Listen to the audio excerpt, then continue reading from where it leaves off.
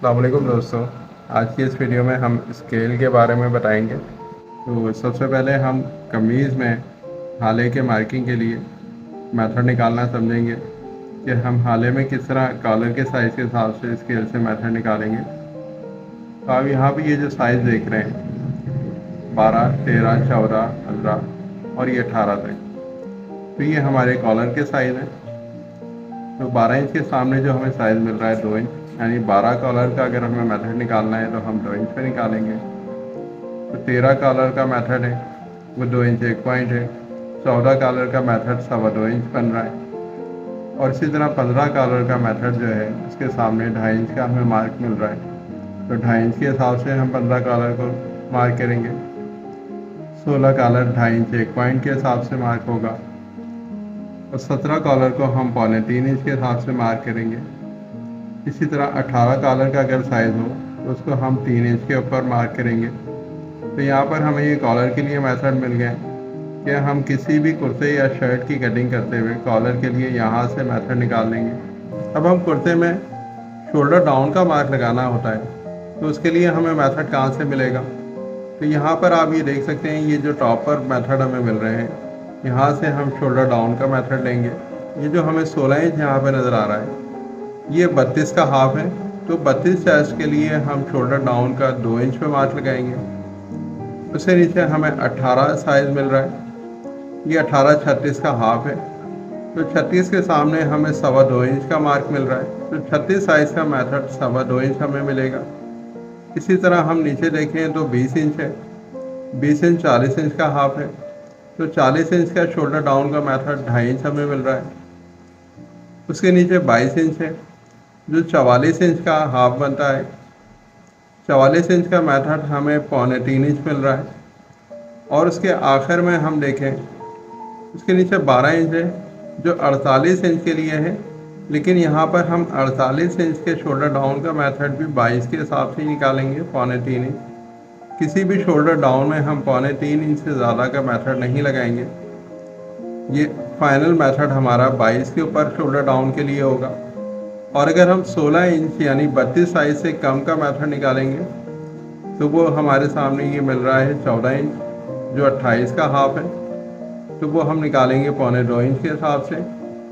और 28 से नीचे हम अगर ये जो 12 इंच हमें दिख रहा है तो 24 का बनता है मेथड यहाँ से, जो बनेगा 1.5 इंच। यानी 24 सीने के लिए हम शोल्डर डाउन का मेथड 1.5 इंच पे निकालेंगे जो बच्चों के लिए है।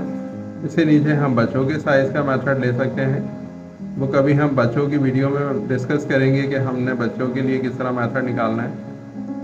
अब हम कुर्ते या शर्ट में अगर तीरे के लिए मेथड निकालें तो हमें अक्सर परेशानी होती है कि हम शर्ट में कितना चौड़ा तीरा रखें और साइज़ के हिसाब से उसका मेथड कैसे निकलेगा।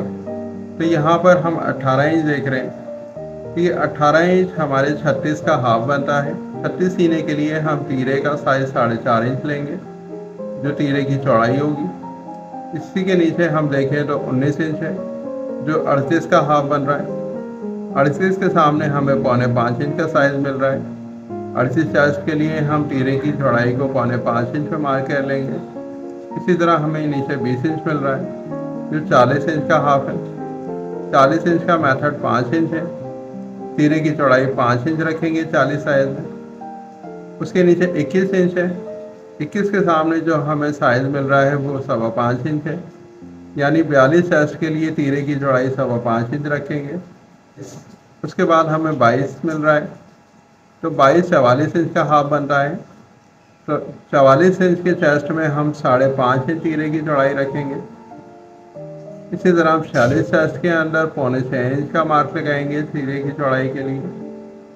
तो यहाँ से दोस्तों आप बहुत आसानी से तीरे की चौड़ाई के लिए मेथड निकाल लेंगे। और वो तीरा हम किस तरह कटिंग करेंगे इसके लिए मैं एक कंप्लीट वीडियो बनाऊंगा जिसमें हम तीरा कटिंग करके देखेंगे कि हम स्केल के हिसाब से किस तरह तीरा कटिंग कर सकते हैं। अब ये जो लेंथ में स्केल के अंदर आपको यहाँ पे जो ये साइज मिल रहे हैं ये हमारे तीरे में हाले की गहराई के लिए मेथड मिलेगा।